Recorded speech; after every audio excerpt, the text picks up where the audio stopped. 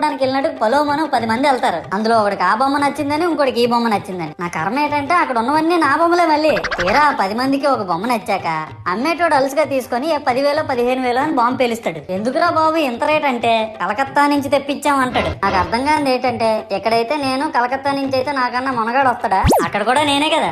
ఇలా నన్ను బజార్లో పెట్టి బేరం ఆడి నా మొహానికి ముసుగేసి వ్యాన్ ఎక్కిస్తారు. ఆ వ్యాన్ డ్రైవర్ గాడు నేను ఉన్నానని కూడా చూడకుండా ఏదో ఆలోచించుకుంటూ డ్రైవ్ చేస్తా గతకల్లో గబ్బి గుబ్బి అని తించేసి నా కాల్లో చెయ్యి ఎరగొట్టేస్తాడు. ఈ విషయం చందాలు ఇచ్చిన చిన్నోళ్ళకి తెలిస్తే మళ్ళీ ఇరిగిపోయిన బొమ్మ పెట్టకూడదని ఏ బొమ్మ రాసి కవర్ చేసేస్తాడు. సరేలే జరిగిందేదో జరిగింది, నా భక్తులే కదా కూల్ బ్రో అని చిల్లయ్యే లోపు నన్ను పందిర్లో పెట్టి ముసుగు తీసి నాకన్నా పొడుగుండే సౌండ్ బాక్సులు 2 నా చెవులు పక్కన పెట్టి డీజే గణేష్ బ్రో అని చెప్పి నా పాటలను కూని చేస్తారు. సరేలే పిల్లలు కదా ఇప్పుడు కాకపోతే ఎప్పుడు ఎంజాయ్ చేస్తారు, కాసేపట్లో పూజ స్టార్ట్ చేస్తారని వెయిట్ చేస్తా ఉంటే ఆ 5 రూపాయల వ్రతకల్పన బుక్ చూస్తే అది ఎక్కడ లేని కోపం వస్తుంది. ఏరా నాకు అర్థం కాదు, ఎన్ని సంవత్సరాల నుంచి